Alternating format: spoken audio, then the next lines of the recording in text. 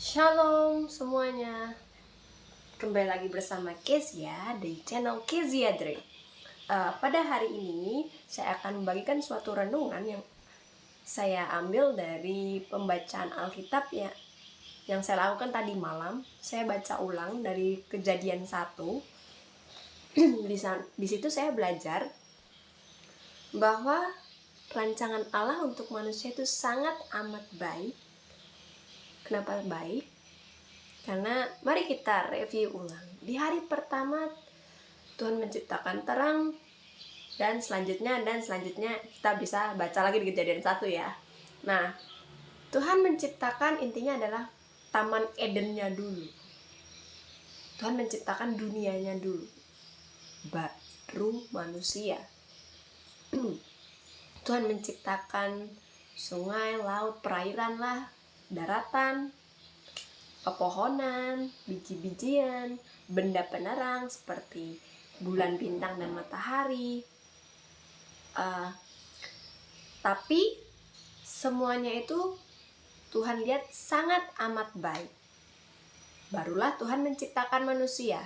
Intinya adalah Tuhan menciptakan tempat tinggal dulu, Tuhan menyediakan tempat dulu, baru Tuhan menempatkan manusia. Disitulah kita belajar bahwa Tuhan telah menyediakan segala sesuatu yang kita perlu. Tuhan telah merencanakan hidup kita dari dalam kandungan sampai akhir hayat. Tuhan sudah merencanakan yang terbaik dalam hidup kita. Jadi seharusnya kita harus bersyukur ketika Tuhan memanggil kita, Tuhan memilih kita, Tuhan memberikan tanggung jawab kepada kita. Karena pada saat itu di Kejadian pasal 1, manusia diciptakan untuk menguasai Taman Eden, merawat Taman Eden dan segala isinya, seperti memberi nama binatang, tumbuh-tumbuhan, pokoknya menguasailah.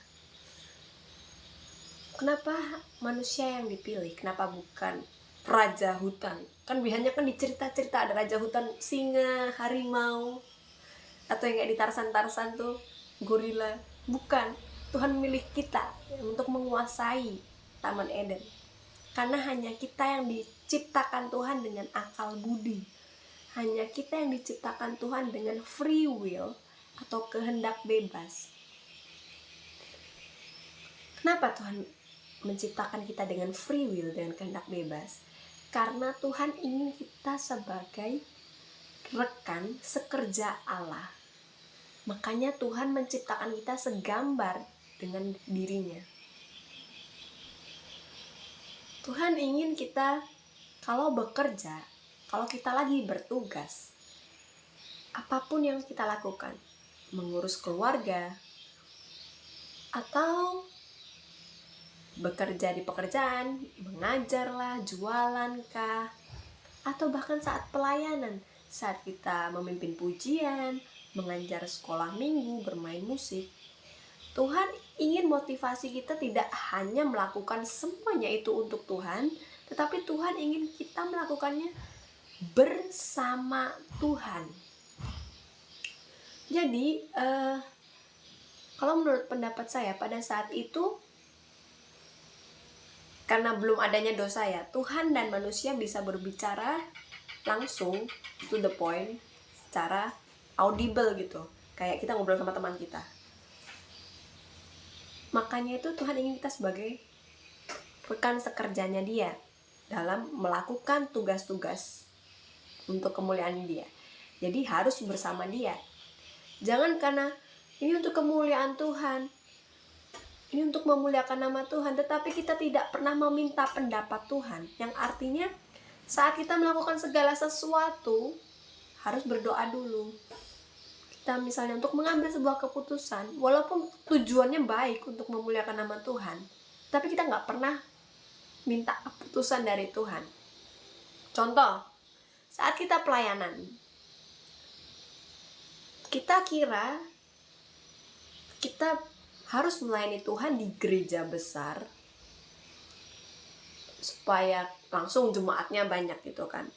Tetapi terkadang itu tidak sesuai dengan maunya Tuhan. Bukan untuk semuanya ya. Terkadang kita lebih menyepelekan tugas yang kecil aja karena kita pikir, oh ini audiensnya kurang banyak untuk Tuhan nih. Misalnya kayak melayani teman kita yang, untuk kasusnya anak muda ya, misalnya melayani teman kita yang lagi patah hati, dia butuh curhat, dia sudah lama nggak ke gereja, malah kita cuekin, kita lebih milih, oh saya pelayanan hari ini, jam ini, nggak ada waktu untuk ngurusin teman saya yang lagi patah hati. Kan patah hatinya salah sendiri, dan dibilang nggak usah pacaran sama cowok itu, tapi malah tetap pacaran sama cowok itu. Enggak, Tuhan tuh juga ingin kita sebagai pelayan Tuhan tidak hanya untuk di gereja, tapi saat kita berada di kehidupan sehari-hari. Kenapa? Kita lihat ya, di Adam dan Hawa ini lingkupnya di mana? Dia kan tempat tinggalnya di Taman Eden, artinya di sekitar itu. Belum ada gereja memang, tetapi apa yang dia kerjakan tuh sebenarnya kalau menurut kita tuh hal yang kecil. Memberi nama hewan, misalnya ini anjing, ini kucing, ini bebek. Nah, itu hal yang kecil kan. Tetapi ketika dia melakukan bersama Tuhan, semua hewan itu sekarang menjadi semua ada namanya kan, namanya diakui semua. Tetapi ketika kita melakukan tidak bersama Tuhan, walaupun kita pelayanan di mana-mana pun, pelayanan itu hanya seperti tinggal nama, tidak menjadi dampak apa-apa. Misal, suatu daerah itu butuhnya pelayanan konseling, tapi seringnya munculnya KKR. Walaupun KKR berapa kali, kalau tidak ada konseling, kan Tuhan memberinya itu konseling butuhnya, bukan KKR. Tetap aja tidak ada perubahan. Maksudnya adalah, ini cuma sebagai contoh aja ya. Oleh sebab itu, walaupun kita melakukan tugas, kita tahu tugas kita apa, kita tetap harus berdoa sama Tuhan, rajin berbicara sama Tuhan, rajin berhubungan dekat dengan Tuhan, untuk tahu apa yang Tuhan mau dalam hidup kita. Kenapa? Karena melayani itu tidak harus di gereja. Jadi kayak melayani itu yang di sehari-hari juga bisa. Ada beberapa orang yang bilang, aku maunya melayani di gereja aja, panggilan pengerja berdoa di gereja aja terus. Tapi apakah kehidupan seperti itu yang Tuhan mau?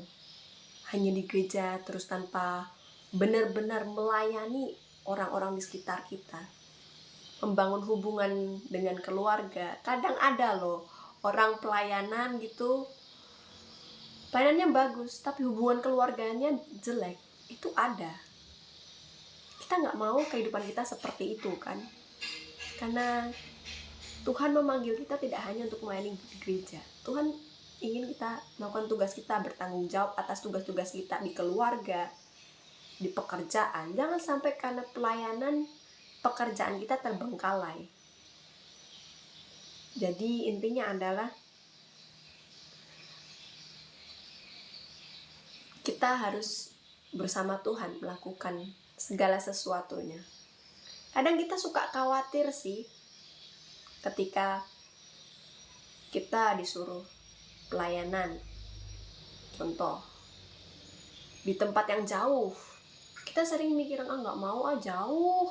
Selain jauh, kalau di tempat saya sih terkenalnya yang Kalimantan tuh jalannya masih kurang bagus. Beberapa daerah, untuk daerah-daerah desa gitu, perkampungan itu ada beberapa yang kurang bagus. Kadang tuh mikir kayak, nggak mau ke sana, jalannya jelek, motorku nanti gimana, mana motorku metik, cicilannya belum selesai. Nah, biasanya itu yang kita khawatirkan, dana. Ya, perlu saya tekankan sekali lagi bahwa pekerjaan Tuhan itu juga butuh dana ya. Nah, tetapi kalau bersama Tuhan, ingat, bersama Tuhan pasti Tuhan sediakan. Kayak yang di Taman Eden itu, Tuhan sediakan dulu, baru kita ditempatkan. Nah, ketika Tuhan panggil kita pelayanan ke sini, pelayanan ke situ, nggak usah khawatir, Tuhan pasti sediakan segala sesuatu yang kita perlu. Entah dari berbagai sumber. Eli aja dari burung gagak bisa. Masa kita yang banyak orangnya nggak bisa? Kan nggak mungkin. Makanya itu intinya adalah ingat, Tuhan menciptakan kita sebagai rekan kerja Allah, rekan kerjanya. Tuhan ingin kita melakukan memang untuk Dia, untuk kemuliaan Dia, tetapi harus bersama Dia. Yang terakhir adalah jangan khawatir ketika Tuhan menyuruh kita melakukan suatu tugas. Entah itu khawatir tentang materi, khawatir tentang waktu, khawatir tentang keluarga yang misalnya ditinggalkan, atau waktunya nggak cukup lah, sibuk kerja, atau nggak punya uang. Tuhan sediakan semuanya. Tuhan akan buka jalan untuk melakukan segala sesuatu asalkan bersama Dia. Jadi intinya adalah bangun hubungan intim kepada Tuhan. Jangan pernah khawatir akan apapun juga.